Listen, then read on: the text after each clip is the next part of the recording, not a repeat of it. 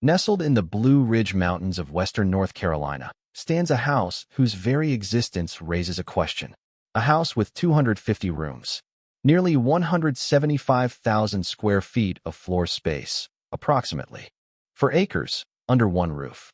35 bedrooms, 43 bathrooms, 65 fireplaces, a 70-foot indoor pool built in the late 19th century.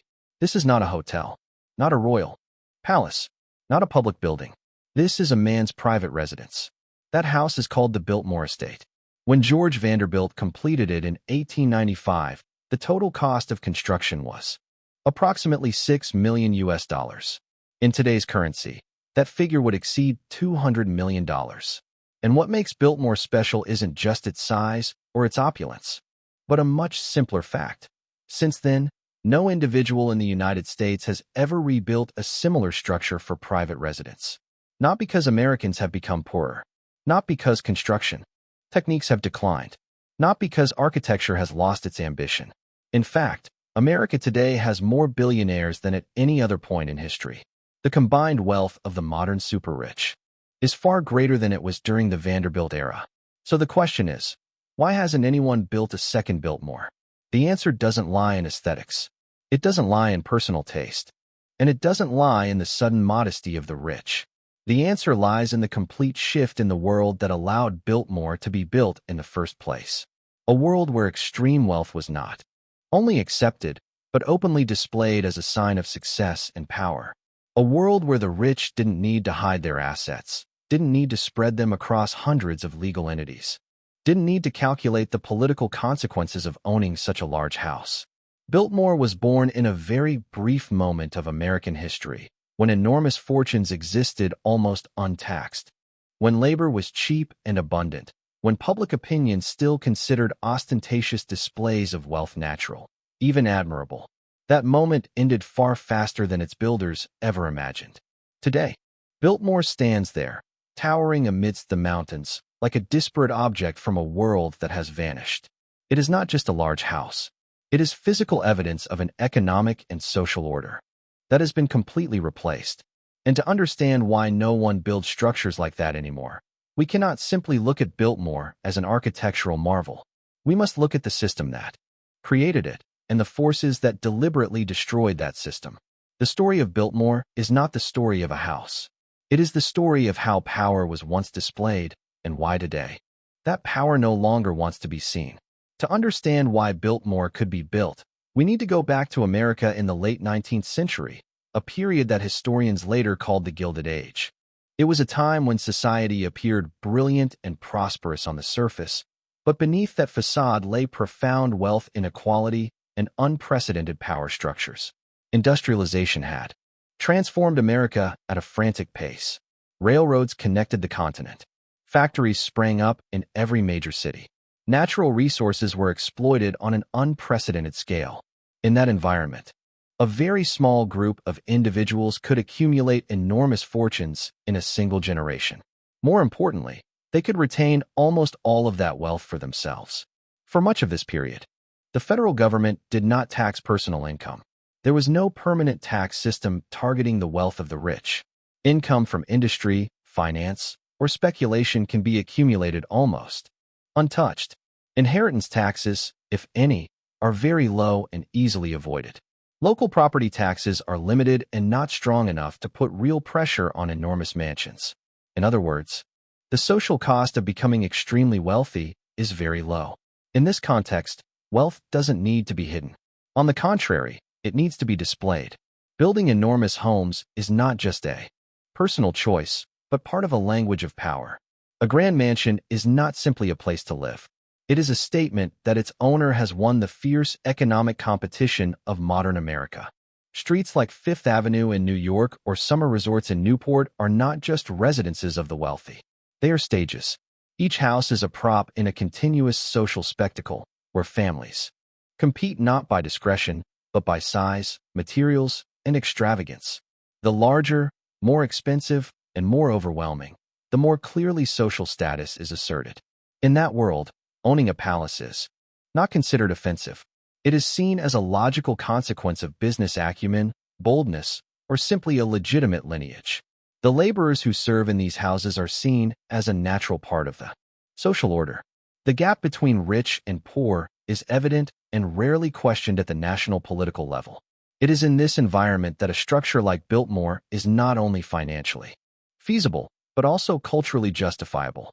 A wealthy person building a colossal house needs no justification. No need to hide it. No need to explain why an individual possesses so much space and resources. The very existence of the house was accepted by society as part of the natural order. However, even during the Gilded Age, signs of cracking began to appear. The excessive ostentation of the elite went hand in hand with the appalling living conditions of millions of workers in industrial cities. Strikes, labor riots, and protest movements began to question the legitimacy of the enormous wealth displayed publicly. The Biltmore was built precisely at the moment when the peak of this ostentation reached its limit. It was the perfect product of a system that was still functioning, but also a sign that it was about to be challenged. When George Vanderbilt began building his house, he lived in an America where power liked to be seen. By the time the building was completed, that America had begun to change, though no one had yet realized the profound extent of this transformation. The era in which power was built of stone and marble is drawing to a close. And homes like Biltmore, however imposing, cannot stand outside the forces shaping up to fundamentally change how wealth exists in American society. Behind Biltmore was not a stroke of personal luck, but the result of an empire built over decades. That empire began with Cornelius Vanderbilt, known throughout America as the Commodore. He was not born into wealth. Coming from a humble family, Cornelius Vanderbilt built his fortune by thoroughly exploiting the opportunities that the nascent American economy offered. Initially, he invested in steamships, fiercely competing with rivals by lowering prices to levels no one could match. Once he controlled the market, he raised prices again and amassed enormous profits. He then moved on to railroads, a sector that would shape the entire American economy in the latter half of the 19th century. The railroads controlled by Vanderbilt not only transported goods and people, but also determined the success or failure of vast economic regions. When Cornelius Vanderbilt died in 1877, his estate was valued at approximately $15 million, a sum far exceeding that of any individual of his time. Many estimates suggest that this fortune was even greater than the total amount of gold held by the U.S. Treasury. This not only reflected Vanderbilt's immense wealth, but also demonstrated an unprecedented concentration of wealth in the hands of a single individual. The majority of this fortune passed to his son, William Henry Vanderbilt. Unlike many other wealthy heirs, William not only preserved his father's legacy but also expanded it at an astonishing pace. In less than a decade, he nearly doubled the family fortune through the expansion of the railroad network and the ironclad discipline of managing the business. Under William's leadership, the Vanderbilt family became a symbol of American economic power. When William Henry Vanderbilt died in 1885, he left approximately $200 million, divided among his 8 children. At the time, this was one of the largest inheritances in U.S. history. Each child became a millionaire by the standards of the time, possessing wealth beyond the imagination of most Americans. George Washington Vanderbilt, too, was the youngest of them. He received about $10 million in cash, along with a steady income from family trusts. By his 20s, George was wealthier than most people could spend in several lifetimes. More importantly, this fortune came to him during a time when it was virtually unaffected by significant taxes or social obligations. However, George was unlike his siblings. While others used their wealth to assert social status through lavish New York mansions or Newport vacation homes, George remained indifferent to such ostentatious competition. He rarely appeared at major social events, showed no interest in being the center of high society, and devoted most of his time to books, art, and travel. This difference did not make George any less powerful financially, but it shaped how he used his wealth. For George, money was not a tool for making an immediate social impression, but a means of building a private space where he could live according to his personal values. It was this combination of immense wealth and an unassuming personality that created the unique conditions for the creation of Biltmore. Biltmore is not a product of social ambition and competition, but rather the result of a family that had reached the pinnacle of economic power, and an heir who knew what to do with that power other than to turn it into a world of his own.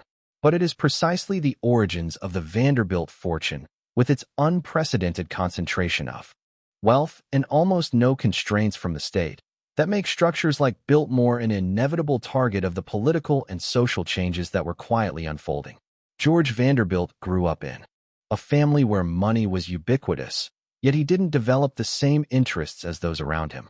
From a young age, George was quiet, introverted, and uninterested in the vibrant social life of New York's upper class. While his brothers considered lavish parties, social gatherings, and displays of wealth essential to maintaining their status, George grew weary of such ostentation. He devoted more time to books than to social interactions. George spoke several European languages, read extensively on history, philosophy, and art, and took long trips to Europe to study architecture, landscapes, and how the old aristocracy built their estates. The castles and sprawling estates of France, England, and Italy left a deep impression on him, not as symbols of political power, but as spaces designed for lasting existence, detached from the hustle and bustle of urban life. Besides his intellectual inclinations, George also faced health problems. He suffered from chronic respiratory illnesses, which the polluted and humid climate of New York became increasingly unbearable. In the late 1880s, doctors advised him to seek cleaner air, particularly in mountainous regions, where a cool and stable climate could improve his health. During a trip to Asheville, North Carolina, George Vanderbilt first encountered the Blue Ridge Mountains. This small town was still quite isolated at the time, although it already had railroad connections to major cities in the east. The mild climate, majestic mountain scenery, and the tranquility of the area created a stark contrast to the urban life George increasingly wanted to escape. Asheville wasn't an economic or social hub. It lacked opulent ballrooms and grand avenues where the elite competed in architectural design. But that was precisely what made it so appealing to George. The land offered him something New York money couldn't buy: space, privacy, and a sense of detachment from the social expectations. That came with the Vanderbilt name. More importantly, the land surrounding Asheville was surprisingly cheap compared to more developed areas in the north. Many plots of land, once overexploited for agriculture or logging, were lying fallow, and local landowners, heavily impacted by the economic consequences of the Civil War, were willing to sell for cash. For someone with such immense wealth as George Vanderbilt, this was a rare opportunity to acquire a vast estate at a relatively low cost. George didn't see Asheville merely as a temporary health retreat. He saw the potential to build a world of his own, where he could apply what he had learned from European estates, but on a larger scale and less constrained by social tradition. The natural mountains formed a boundary. Geographical distance provided privacy, and the absence of a competing upper class allowed him to build without worrying about comparison or judgment. The decision to move away from the center of American economic and social power wasn't a weak escape, but a calculated choice. George Vanderbilt didn't relinquish his power. He simply chose to place it elsewhere, out of the direct eye of society. This decision, combined with the almost limitless wealth he inherited, paved the way for a project unprecedented in America: the creation of a vast estate not intended for world display, but to exist as a separate kingdom nestled in the mountains. After his first trip to Asheville, George Vanderbilt didn't return to New York as a mere visitor. He returned with the mindset of someone seeking to lay the foundation for his entire life. What began as a simple health need quickly transformed into a project on a scale few of his contemporaries could have imagined. George began buying land. Initially, it was small plots scattered around Asheville, mostly barren farmland or deforested land. But the buying didn't stop there. He continued to expand, acquiring adjacent land. Hillside after hill, valley after valley. Each transaction was quiet and unnoticed, but the overall effect gradually formed a vast, continuous territory. In just a few years, George Vanderbilt owned over 125,000 acres surrounding Asheville. This area was larger than many cities in the eastern United States at the time. It was no longer a conventional estate. but a true private estate, with natural boundaries defined by mountains and dense forests. Land prices in this area were unbelievably low compared to New York or other economic centers. The American South was still reeling from the Civil War. Many local families lacked capital and opportunity and were willing to sell their land for immediate cash. For them, selling land was an economic escape. For George Vanderbilt, it was the perfect opportunity to accumulate space at minimal cost. Owning such a large area of land gave George an advantage that money alone couldn't buy. Elsewhere, complete control. No wealthy neighbors to compare himself to. No urban planning council imposing limits. No public scrutiny of every detail of his construction. Within this estate, George could decide everything, from how the roads would curve, which forests would be preserved, which areas would be cleared, to where the main house would be located on the vast landscape. More importantly, George didn't envision this land as merely the foundation for a large house. From the outset, he envisioned a complete system. The land had to be self-sustaining. It had to have forests to provide timber, farmland to produce food, space to experiment with modern farming methods, and a landscape sophisticated enough to satisfy the aesthetic needs of someone accustomed to European estates. At this time, the concept of scientific land management was still very new in America. Much of the forest had been exploited in a destructive manner, without any reforestation plans. Southern agriculture often relied on methods that depleted the soil. George Vanderbilt, though not an economist or an agronomist, was captivated by the idea that a large estate could be both beautiful, efficient, and sustainable in the long term. The combination of vast land area, low purchase costs, and virtually no external interference created a rare condition in American history. George Vanderbilt not only had enough money to build a large house, he had enough space to experiment with a comprehensive vision of how power, resources, and aesthetics could coexist within a self-contained estate. It was from this foundation that the idea of a structure that transcended the concept of housing began to take shape more clearly. Biltmore would be more than just a place for George Vanderbilt to live. It would be the center of a world he defined himself, a world where every road, forest, and building served the same purpose: to create a space completely separate from the social order that dominated the rest of America. Once George Vanderbilt had secured the space, the next question was no longer whether to build, but what to build, and who would help him bring that vision to life. With a project of such unprecedented scale, the selection of personnel was just as important as the selection of the site. George wasn't looking for ordinary architects. He was looking for people capable of transforming money into order, and order into a sense of permanence. The first person chosen was Richard Morris Hunt. At that time, Hunt was not only a renowned architect, but also an icon of American high-end architecture. He was the first American to receive formal training at the École des Beaux-Arts in Paris, where architecture was not merely a construction technique, but a language of power, history, and symbolism. Hunt understood how European dynasties had used stone, proportion, and detail to convey timelessness. Hunt designed numerous mansions for the Vanderbilt family in New York and Newport. He understood the aesthetic tastes of America's ultra-wealthy. But more importantly, he understood the underlying ambition behind seemingly personal requests. When George Vanderbilt approached Hunt, the initial request wasn't for a palace. It was simply a country house, large enough to entertain guests and quiet enough for reading. But even in the early stages, Hunt realized that the scale of the land and the degree of freedom George possessed would soon push the project beyond conventional limits.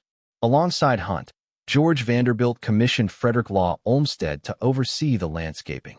Olmsted wasn't just a park designer. He laid the foundation for the modern concept of landscape planning in the United States. Central Park in New York, along with dozens of other parks and landscape systems across the country, demonstrated that Olmsted didn't think in terms of individual areas. He thought in terms of the entire system. For Olmsted, the 125,000-acre estate owned by George Vanderbilt was not merely the foundation for a house, but a living organism. Forests, meadows, pathways, gardens, and architecture had to be interconnected to create a continuous, rhythmic, and profound experience.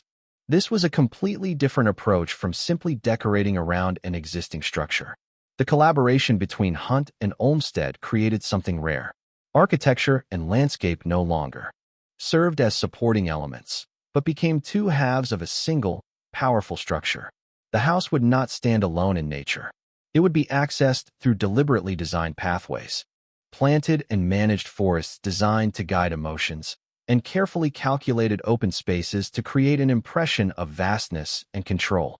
Importantly, George Vanderbilt was not a bystander in this process. He didn't just sign the check and wait for the results. He was directly involved in the design discussions, offering input on proportions, style, and function. George had no ambition to become an architect, but he possessed the knowledge and time to become the ultimate coordinator of the project.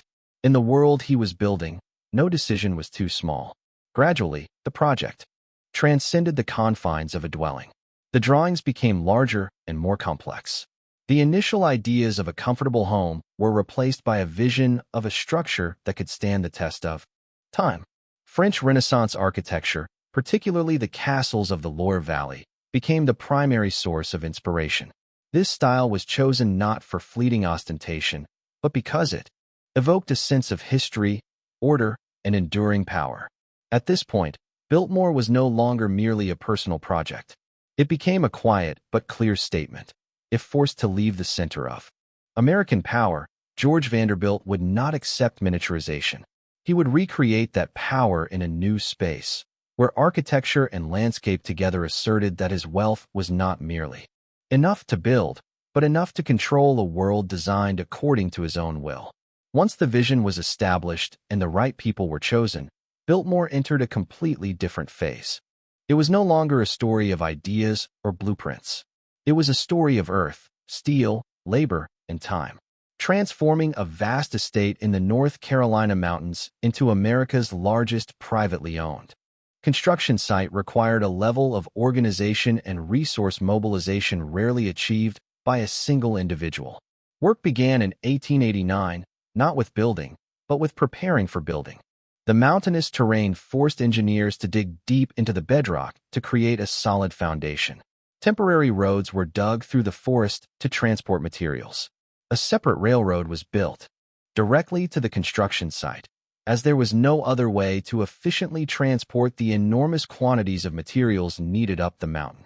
The limestone used to build Biltmore was not quarried locally. It was sourced from quarries in Indiana, where the stone was of consistent quality and suitable for intricate carving.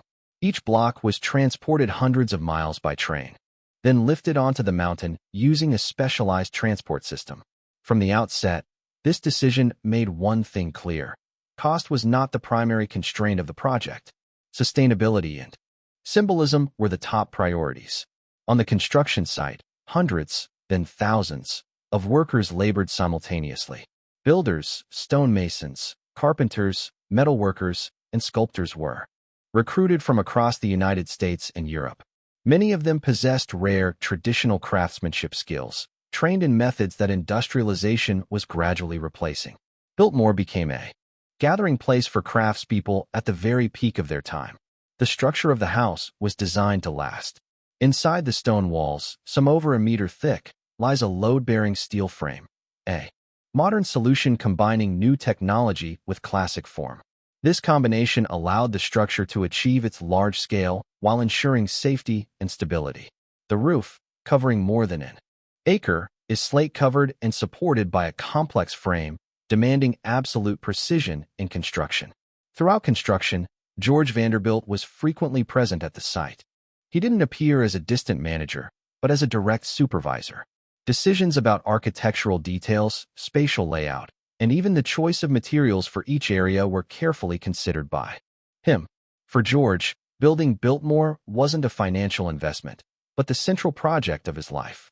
As the main structure of the house gradually emerged from the hillside, the true scale of the project became clear. This was not a project that could be completed quickly. For 6 consecutive years, construction worked almost nonstop. The harsh mountain weather, especially in winter, slowed progress but did not alter the ultimate goal. With each passing year, Biltmore moved closer to the shape of a European castle set against the American landscape. Remarkably, throughout that time, there was no pressure to shorten or simplify the project. No shareholders demanded profits. No banks pressed for repayment. No government demanded accountability for costs. Biltmore was built in a rare historical vacuum where an individual could mobilize enormous resources without having to answer to anyone but himself. This is what made the Biltmore construction site a symbol not only of wealth, but of a level of freedom that the extremely wealthy would later no longer enjoy.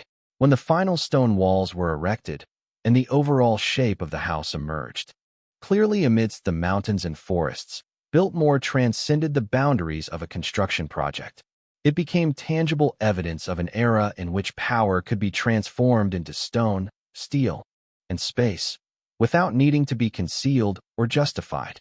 As the architectural shell of Biltmore neared completion, what truly set it apart from any mansion built before lay within? Biltmore wasn't designed to be visually stunning. It was designed to function as a living machine, where the most advanced technology of the late 19th century was systematically integrated into every space.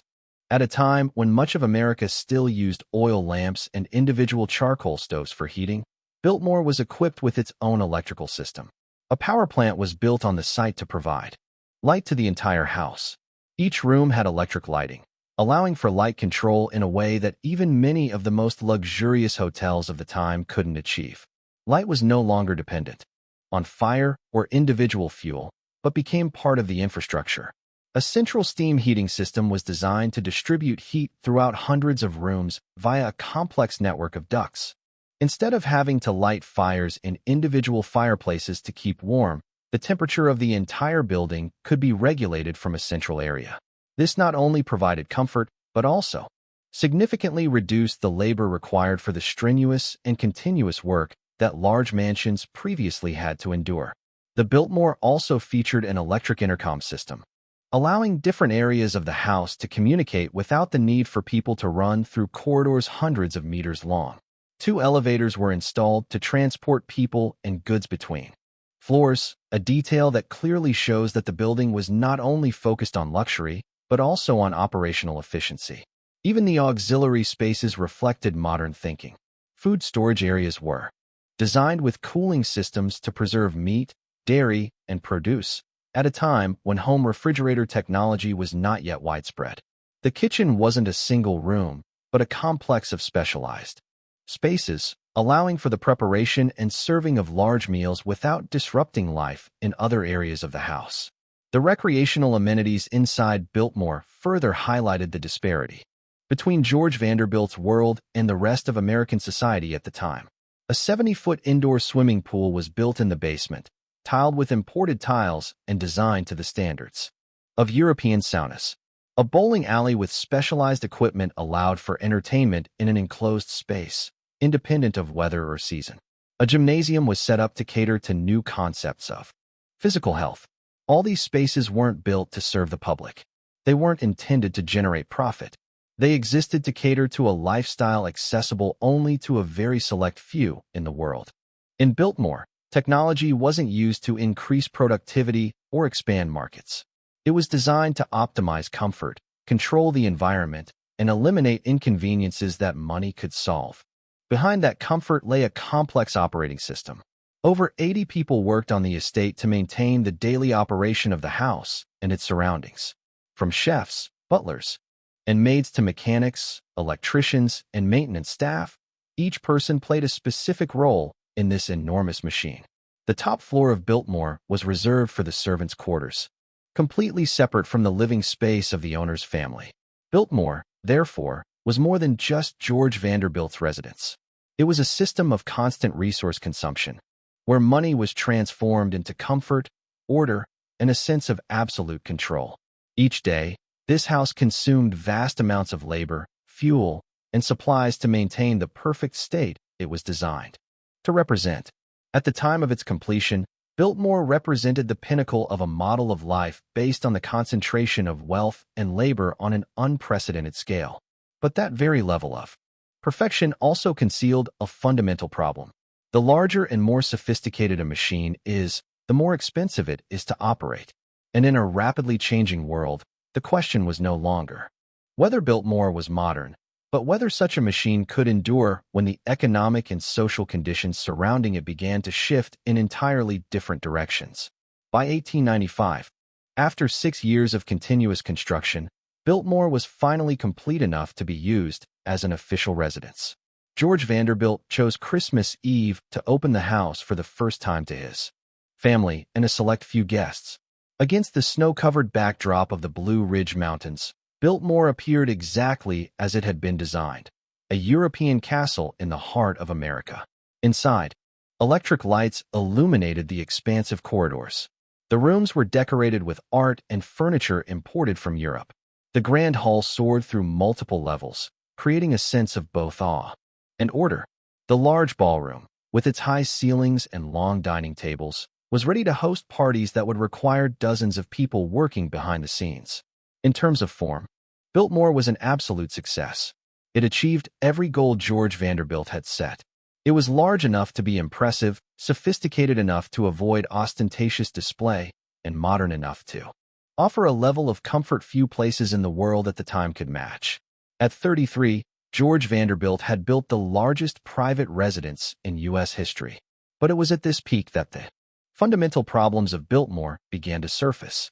The house was designed for a large social lifestyle, but George wasn't one to regularly host large gatherings. Most of the time, the vast space served only a single individual or a very small group. The disparity between the scale of the construction and the actual needs created an unavoidable level of waste. The annual operating costs of Biltmore quickly became a burden. Maintaining a large staff, fueling the heating system, servicing the technical equipment, and caring for the extensive landscaping consumed enormous sums of money. Estimates suggest these costs amounted to hundreds of thousands of dollars annually, equivalent to millions of dollars in modern value. Even with a fortune as vast as George Vanderbilt's, this was no small sum. More importantly, Biltmore did not generate income commensurate with its expenses. It wasn't a business. It wasn't a factory or a railroad system. It was a purely asset-consuming operation. Each year, Biltmore siphoned off a significant portion of George's income without returning any financial value. At the time, this wasn't considered a serious problem. The world in which Biltmore was born still existed. Federal income tax hadn't yet been introduced. Property taxes remained relatively low. Income streams from family trusts were steady. But even in this favorable context, Biltmore showed signs of an unsustainable model. George Vanderbilt was not blind to this reality. He began to seek ways to alleviate the financial pressure, experimenting with options to turn part of the estate into a source of income. Agriculture, forestry, and other productive activities were implemented in the hope that the estate could partially offset its operating costs. However, the scale of Biltmore was too great for these measures to create a true balance. It is important to recognize that Biltmore's problem was not poor management or individual missteps. It lay in the structure itself. Biltmore was designed for a world where maintaining a massive resource-consuming machine would not be questioned. But that world was nearing its end. When George Vanderbilt entered his new home, he could not have known that within just 2 decades, the economic and political conditions that had allowed Biltmore to exist would fundamentally change. The house reached the pinnacle of perfection at the very moment the model of living it represented was about to become obsolete. And it was this coincidence that shaped Biltmore's fate, transforming it from a symbol of private power into a major question about the sustainability of ostentatious wealth in a society entering a new era. The year 1913 marked a turning point whose long-term significance few wealthy Americans at the time fully understood. That year, the states completed the ratification of the 16th Amendment to the U.S. Constitution, granting the federal government the power to permanently tax income. Legally speaking, this was merely a change in how the state collected its revenue. But historically, it permanently ended an era. Before this point, for much of the 19th century, wealthy Americans faced virtually no federal income tax. The federal government relied primarily on tariffs and consumption taxes. Personal income, however large, was largely retained intact. This was the condition that allowed fortunes like that of the Vanderbilt family to accumulate and endure without being eroded over time. The first tax laws enacted after the 16th Amendment seemed very modest. The vast majority of the population paid no taxes. The highest tax rates applied only to extremely large incomes, at levels that many wealthy individuals at the time considered negligible. In their eyes, this wasn't a real threat to their wealth or lifestyle. Many viewed it more as a symbolic measure than a tool for social restructuring. But this very perspective underestimated the speed at which the political and economic landscape could change. Just a few years later, World War I broke out, bringing with it unprecedented financial demands from the government. To finance the war, tax rates on high-income earners rose rapidly. Tax levels once considered unthinkable became a reality in a very short time. For the first time in U.S. history, being extremely wealthy was not just an advantage, but came with a huge financial obligation to the state. The higher the income, the higher the tax rate. This was more than just a numerical shift. It represents a complete reversal of the relationship between wealthy individuals and the federal government. For structures like Biltmore, the impact of this change isn't immediate, but it's structural. Biltmore isn't a large income-generating asset. It's an income-consuming one. As an increasing portion of the owner's cash flow is diverted to the state, the money left to maintain such massive structures begins to shrink. More importantly, the income tax breaks the core assumption that Gilded Age mansions relied on. The assumption that a large estate could sustain itself almost indefinitely solely through passive income. With income taxed regularly year after year, maintaining a resource-consuming machine like Biltmore becomes an increasingly difficult problem. This shift also reflects a deeper, more profound change in societal thinking. Income tax isn't just about collecting money. It reflects the view that private property, especially extremely large amounts, does not exist entirely separate from the common good. This view directly contradicts the spirit that created the Gilded Age, where economic success was seen as the purely result of individual effort and therefore belonged entirely to that individual. As George Vanderbilt lived his later years, he witnessed these changes beginning to take shape but did not yet see the full extent of their consequences. Biltmore remained, still operating, still consuming resources as it had been designed. But from the moment income tax became a permanent reality, the fate of such structures was structurally sealed, though it would take many years for the full consequences to become apparent. The income tax did not destroy Biltmore overnight. It did not cause the building to collapse or be abandoned immediately, but it laid the groundwork for a chain of irreversible changes, in which maintaining enormous symbols of private power became increasingly difficult, increasingly irrational, and ultimately unjustifiable in a society redefining the relationship between wealth, power, and responsibility. If income tax was the first cut into the world that created Biltmore, what followed was like adding two more pincers to the same model of life. By the early 20th century, wealth in America was no longer taxed only when it was created. It was taxed when it was retained, and taxed again when it was transferred between generations. High-income tax was the most noticeable part.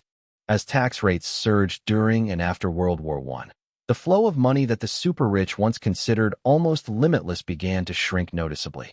But for large estates, this was only the beginning. Structures like Biltmore don't survive on a single year's income, but on financial stability spanning decades. As income is steadily eroded, the ability to sustain a massive, resource-consuming machine becomes fragile.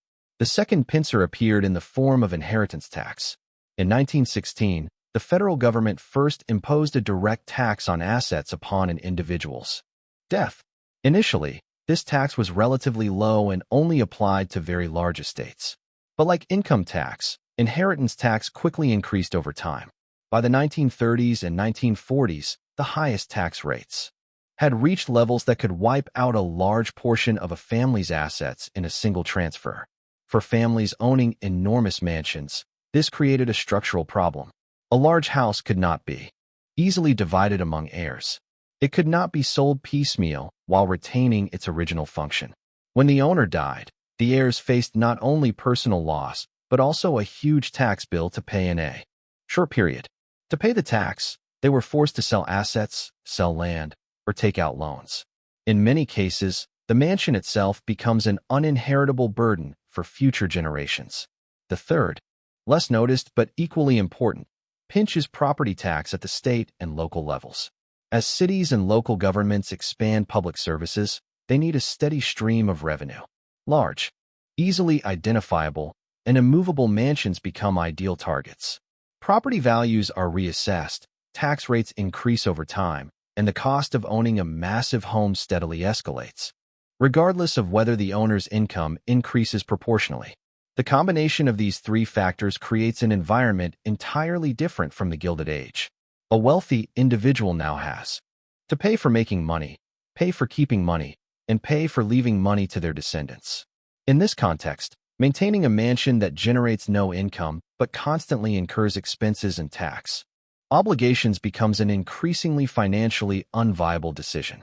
It is important to emphasize that no law directly prohibits the construction or ownership of homes like Biltmore. No one orders their demolition. Instead, the tax system and the costs of ownership have made this model economically irrational. The mansions are not destroyed by violence or confiscation, but gradually eroded by financial arithmetic. For many wealthy families, the dilemma becomes clear. They can continue to maintain these symbols of past power and watch their family fortune rapidly decline, or they can sacrifice these structures to preserve the rest of their estate. In that choice, the majority have chosen the latter. These three pillars have not only changed the way the wealthy live, they changed the way they thought about power, inheritance, and where to place their assets. The enormous mansions that had once been centers of family power began to be seen as obstacles, immobile assets in a world increasingly shaped by taxes, regulations, and growing social pressure. At this point, the fate of Gilded Age mansions was decided structurally. The question was no longer whether they would last, but how they would disappear and what would replace them in the emerging new power structure. As the three financial pressures began to tighten, their impact wasn't subtle behind the scenes. It was clearly visible on the landscape of American cities. Mansions built to last for centuries began disappearing within decades. Not because of war, not because of natural disasters, but because they were no longer suitable for the new economic reality. New York was the most evident example of this change. Fifth Avenue, once a street of private palaces, began an unprecedented cycle of demolition. The Vanderbilt, Astor, and many other wealthy families faced the same dilemma. The land beneath their mansions was becoming increasingly valuable, outpacing the houses themselves. In a city growing vertically and densely, a single-family home on a large plot of land became an unacceptable economic waste. The decisions to demolish these mansions weren't emotional. They were mathematical. A palace costs hundreds of thousands of dollars a year to operate, while the same plot of land could be replaced by an office building or apartment complex that generates a steady stream of income. As property taxes rise and inheritance taxes become due, this calculation becomes unavoidable. In just the first few decades of the 20th century, dozens of grand mansions on Fifth Avenue were demolished. Stone walls were torn down. Ballrooms that once hosted the elite became ruins. Instead, hotels, banks, and office buildings were constructed. Power no longer lay in occupying vast physical space, but in the ability to generate and control cash flow. This trend wasn't limited to New York. Newport, Rhode Island, once considered the summer capital of America's wealthy, underwent a similar process. Summer cottages, though essentially seaside palaces, required large staffs and year-round operating costs for just a few weeks of use. With incomes heavily taxed and a domestic workforce scarce, maintaining these homes became irrational. In Chicago, Philadelphia, Cleveland, and San Francisco, the scenario repeated itself to varying degrees. Mansions once symbols of local power were demolished to make way for commercial developments. Downtown land was no longer a display of personal wealth, but rather an asset to be economically optimized. Remarkably, this process occurred with little public resistance. There was no movement to protect the mansions as heritage sites to be preserved. At the time, they were still considered the private property of the wealthy, not part of the shared cultural heritage. Their demolition did not provoke social outrage, but was even seen as a sign of progress and modernization. The mass collapse of Gilded Age mansions was not a series of isolated events. It is the logical consequence of a changing system. When economic power is no Longer measured by the ability to maintain resource-intensive structures, those structures no longer have a reason to exist. They don't collapse because they are hated, but because they no longer serve any purpose in the new order. By the mid-20th century, the landscape of American cities had completely changed. Private palaces had almost disappeared. In their place were buildings designed to generate profit, serve more people, and fit into an economy based on cash flow and efficiency. The era in which an individual could occupy a vast amount of space just to live in was over. The disappearance of these mansions marked not only a shift in architecture, but also in how American society understood power and wealth. Power no longer needed to be present in stone and marble. It was seeking new, more flexible, less visible, but no less effective forms. And it is in this context that Biltmore begins to stand out as a rare exception, a surviving relic of a world that has been almost completely wiped out. Amidst the near-total demolition of Gilded Age mansions, a very small number of structures survived. But it's crucial to understand, they didn't survive as residences. They survived because they abandoned their original function and became something entirely different. The surviving mansions are not exceptions to economic principles, but rather the clearest evidence of their power. The enormous homes built to serve a single family could not continue in that role. Operating costs, property taxes, and the burden of inheritance made maintaining them as private residences unfeasible. The only way to avoid demolition was to repurpose them, transforming these structures into public assets or organizations capable of absorbing long-term operating costs. In New York, Henry Clay Frick's mansion became the Frick Collection. The house was designed from the outset with the idea that it could be converted into a museum after the owner's death. Displaying Frick's art collection to the public not only provided cultural value, but also created a new financial model. Visitors replaced personal income, and the house transformed from a money-consuming machine into a self-sustaining cultural institution. Andrew Carnegie's mansion on Fifth Avenue followed a similar path. After the Carnegie family left, the property was transferred and eventually became the Cooper Hewitt Smithsonian Design Museum. A space that once served the private life of a wealthy family now became a place of education and exhibition for the public. Its survival no longer depended on the wealth of a single family, but on its role in the national cultural system. In Newport, Rhode Island, once home to the highest concentration of summer residences in the United States, the path to survival becomes even clearer. Coastal cottages could no longer be maintained as private residences. The owners were forced to donate or transfer them to conservation organizations. In return, these homes were opened to visitors, with entrance fees becoming the primary source of funding. This model was a compromise. The founding family retained their reputation and heritage. The buildings were preserved. The public gained access. But the price was the complete end of privacy in spaces once built for that purpose. Rooms once reserved for a select few now became places where thousands of strangers passed through daily. Biltmore was no exception to this logic. Despite its size and status far exceeding most other estates, it faced the same dilemma. The Vanderbilt family could not continue to maintain the entire property as a private residence without uncontrolled depletion of their assets. Opening up to the public is not a nostalgic choice, but a necessary economic decision. This reveals a fundamental truth. In the post-Gilded Age world, private power can no longer sustain itself through architecture. Massive structures can only survive if they serve a purpose beyond the personal interests of their owners. They must become museums, schools, cultural centers, or some other public facility. Houses, as symbols of absolute power, have lost their ability to endure. Mansions survive because they are socially accepted as common property, even if they remain privately or institutionally owned. Mansions that cannot be repurposed have disappeared. This rule not only shapes the fate of architectural works, but also how wealthy Americans begin to think about heritage. If power can no longer be frozen in stone and steel, it must find other forms to exist. And it is from here that a new question begins to form.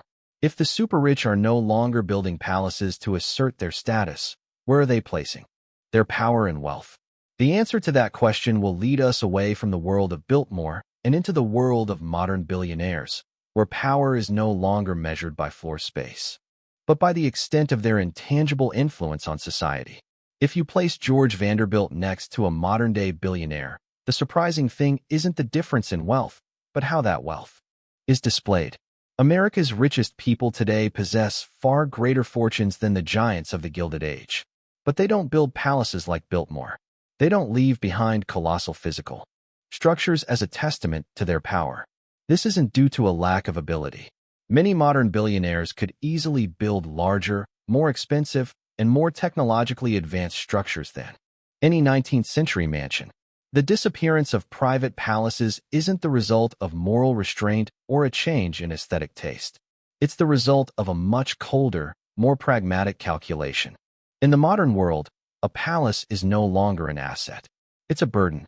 An excessively large house incurs enormous operating costs, attracts public attention, and entails consequences for security, taxes, and political image. What was once an advantage in the Gilded Age is now a risk.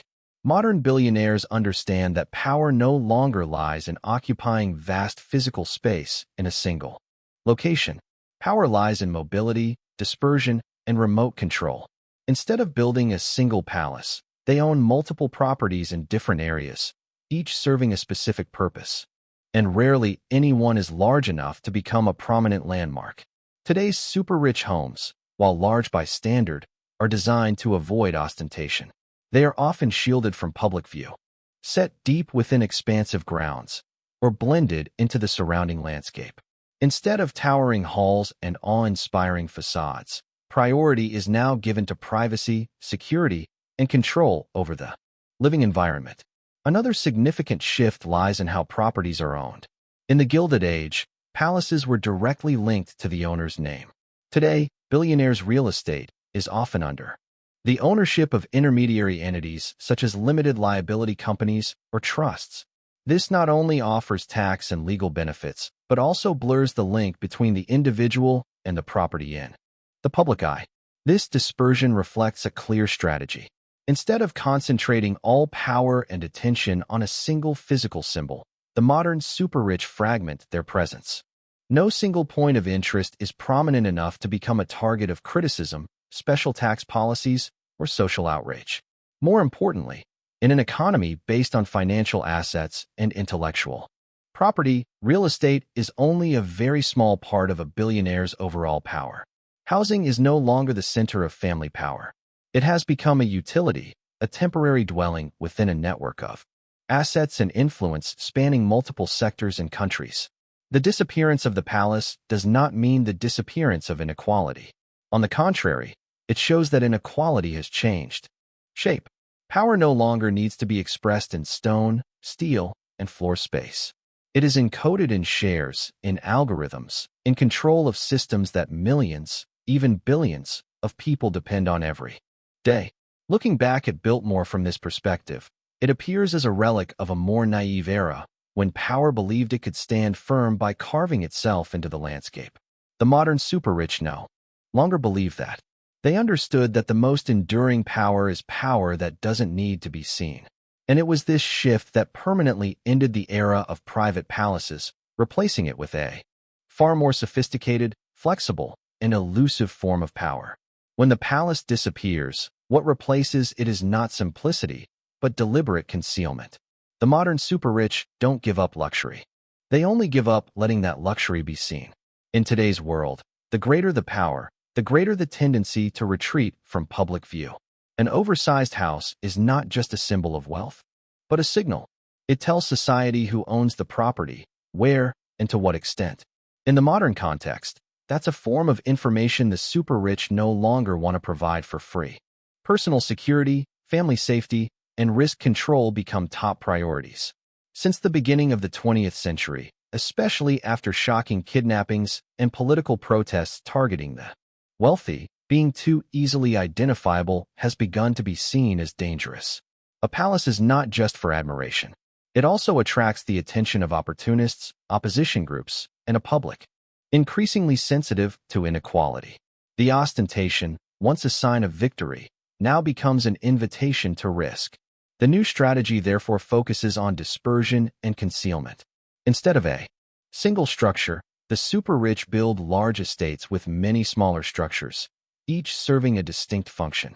The total area may be equivalent to, or even larger than a Gilded Age mansion. But none is prominent enough to become an easily recognizable symbol. Scale is fragmented. Attention is diluted. Ownership is also restructured. Properties rarely hold individual names. They are held in limited liability companies, trusts, or other complex legal structures. On paper, the owner is an anonymous entity. The connection to the real individual behind it becomes far more difficult to trace. This not only protects privacy, but also reduces political and social pressure on the owner. Geographical location has also become part of the secluded strategy. The ultra-wealthy increasingly prioritize low-density, hard-to-reach areas, or those outside the media spotlight. Islands, sprawling ranches, remote rural areas, or secluded communities are becoming more attractive than prestigious avenues. Isolation now holds greater value than ostentation. Even in large cities, the secluded strategy is still being applied. Instead of individual residences, many wealthy individuals choose to live in luxurious high-rise buildings with stringent security systems. There, they blend into a small group of other wealthy people, avoiding being identified as a personal symbol. The luxury is kept private, no longer displayed in public spaces. Importantly, this secluded strategy is not a temporary reaction. It reflects a fundamental shift in how the ultra-rich understand power. In the Gilded Age, power needed to be visible to be recognized. Today, the most effective power is power that can operate without attention. The less observed, the less questioned.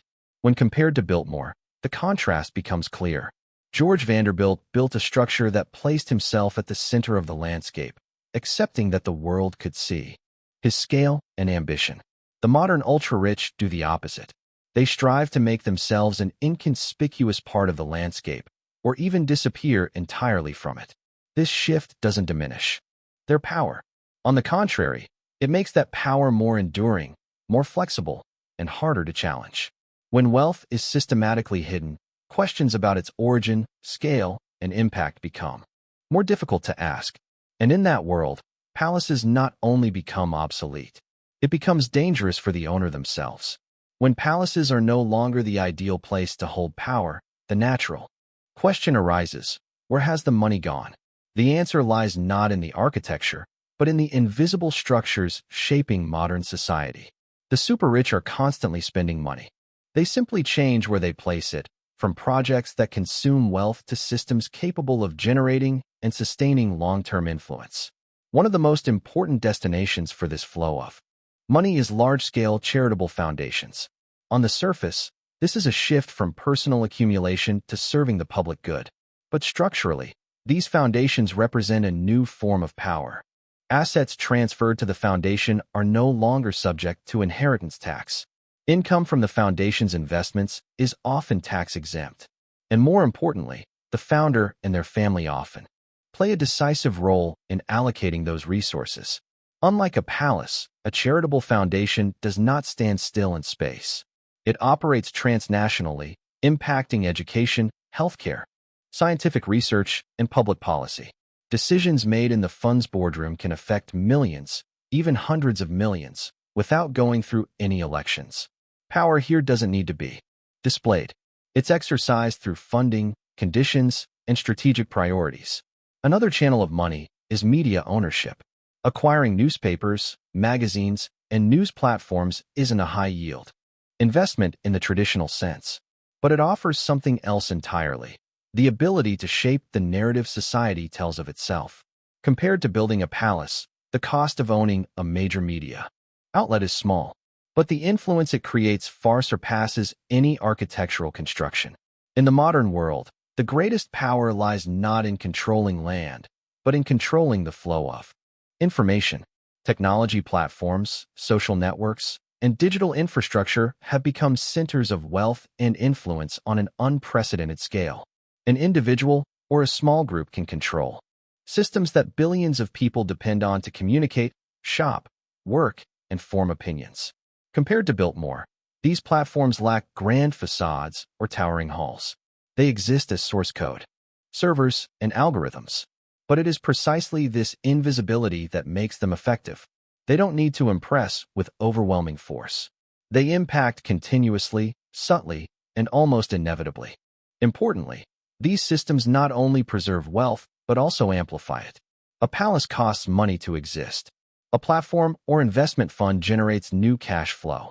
In a world where taxes, regulations, and public opinion constantly pressure visible wealth, placing assets in structures that are both profitable and protective becomes the most sensible choice.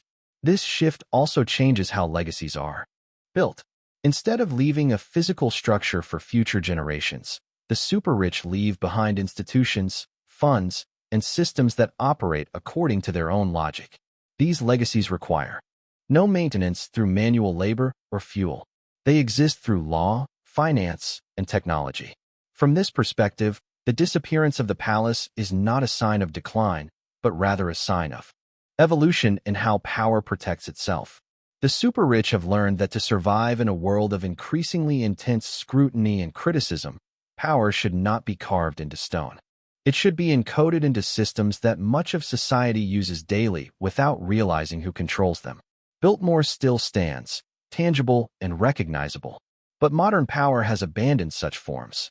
It flows into places that are harder to see, harder to measure, and therefore harder to challenge. And this shift lays the groundwork for a larger question, no longer about architecture or history, but about the nature of inequality in the modern world. As power shifted from stone and steel to algorithms, stocks, and legal entities, a new problem emerged. It was no longer a question of extravagance, but of the ability to see and control that power. In the Gilded Age, inequality took on a concrete form. It stood on the boulevard. It had a facade, a fence, guards. Who was rich? Who was poor? Who held power? All could be identified with the naked eye. Palaces like Biltmore were not only awe-inspiring. They also made the concentration of wealth evident. A person owning a house larger than an entire neighborhood was undeniable evidence of inequality. Therefore, they became easy targets for the press, for reformers, and for political movements opposing excessive concentration of power. Today, that picture has completely changed. Inequality is no longer primarily present in physical space. It exists in balance sheets, in overlapping ownership structures, and in systems that much of society uses daily without knowing who controls them. An individual can influence the lives of hundreds of millions without appearing anywhere. This invisibility poses a fundamental challenge to social responsibility.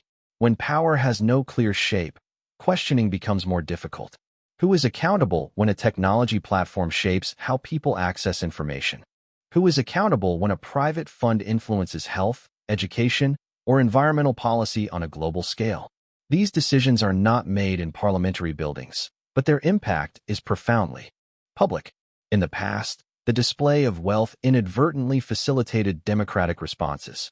People could see the disparities, feel them in their living spaces, and organize protests.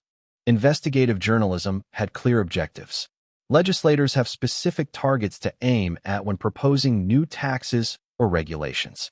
Power, being visible, can also be challenged. Conversely, invisible power undermines those mechanisms. When assets are dispersed across hundreds of legal entities, taxation becomes complicated. When influence is exercised through funding, algorithms, or indirect ownership, the lines between private and public interests become blurred. Wealth doesn't disappear, but its traces become far harder to track. This doesn't mean modern society lacks the tools to deal with inequality. Laws, technology, and media still exist, but they face a form of power that is far more flexible and adaptable than anything that existed in the Gilded Age. A palace cannot move. A financial system or a digital platform can. The question isn't whether concentrated wealth is morally good or bad. The question is whether a democratic society can maintain the ability to monitor and control power when that power is designed to avoid being seen. When material symbols disappear, familiar warning signs disappear with them. The Biltmore, with all its extravagance and wastefulness, once served as a mirror reflecting power. It allowed society to clearly see the extent of wealth concentration and question its legitimacy. Modern power doesn't provide society with such mirrors. It operates silently, efficiently, and largely undisturbed by public attention. Therefore, invisible inequality can be more dangerous than ostentatious inequality. Not because it's numerically larger, but because it's harder to identify, harder to discuss, and harder to regulate through traditional democratic mechanisms. When power no longer needs to be in the open, the responsibility that comes with it risks dissolving into ambiguity. At this point, the story is no longer just about Biltmore or the vanished mansions. It is the story of a society trying to understand and cope with new forms of power. And to conclude this journey, we must return to Biltmore, not as a symbol of a dead past, but as an open question about the future of power, legacy, and responsibility in a world where tangible signs have gradually disappeared. Today, Biltmore stands, almost intact, not because it has defied time, but because it has embraced a change in its role. The house once built as a world of absolute privacy is now open to the public. Millions of people each year pass through the corridors. Once reserved only for the Vanderbilt family and their staff, they buy tickets, take photographs, and admire a lifestyle that has vanished. Biltmore is no longer a residence in the true sense. It is a museum, a tourist attraction, and simultaneously a business operating according to the logic of the 21st century. Revenue from tickets, hotels, restaurants, and other commercial activities not only sustains this colossal structure, but also makes it a steady source of income. The house that once consumed assets now generates money to sustain itself. This transformation is a prerequisite for Biltmore's existence. Without that model, its fate would likely have been the same as hundreds of other mansions that have been demolished. Opening it to the public wasn't merely a gesture of generosity, but an acknowledgement that private power was no longer strong enough to maintain such structures in isolation. Remarkably, in that transition, the meaning of Biltmore also changed. It no longer represented the power of a particular family. It became a symbol of a historical period, a physical testament to how wealth was once used to shape spaces and lives. What was once private now became shared cultural property, albeit still managed privately. Walking through the rooms of Biltmore, one sees not just opulence. One sees a once existing assumption. The assumption that an individual could construct something to endure as a permanent mark of personal power. History has proven that assumption wrong. It's not because the structure is impractical, but because the world around it has changed. While Biltmore has become a monument, modern power leaves no similar traces. The funds, platforms, and financial systems that shape the world today have no exhibition halls for visitors. They have no photographic facades. They operate within the abstract layers of law, technology, and global markets. 100 years from now, it's highly likely there will be nowhere for the public to tour the power of the 21st century in the way they tour Biltmore today. This raises an unavoidable question. When power leaves no physical trace, how will society remember and judge it? When inequality is no longer etched in stone and steel, but hidden within invisible systems, on what basis will society recognize and respond? Biltmore stands as a reminder. It's not that the past was better, or that the ostentation of the Gilded Age should be repeated. Rather, it's that the tangible nature of power once allowed society to look it straight in the eye, debate it, and ultimately force it to change. Modern power, by avoiding that tangibility, has protected itself more effectively, but has also made questioning it more difficult. Standing on the balcony of Biltmore, looking out at the Blue Ridge Mountains stretching into the distance, the scene seems little changed from over a century ago. The forest has grown. The winding road still leads the way, but the world is different. The world has learned to create power without building castles to prove its existence. Biltmore is a product of a bygone era. It exists not as a model for the future, but as a question for the present. As power becomes increasingly invisible and wealth increasingly difficult to identify, society will need new tools to see, understand, and control the forces shaping its life. This house stands because it has become common property. The question remains whether today's power systems, designed to avoid being seen, will ever accept being exposed in a similar way. And if not, how will history remember them when there is no longer a Biltmore to serve as tangible evidence of their existence?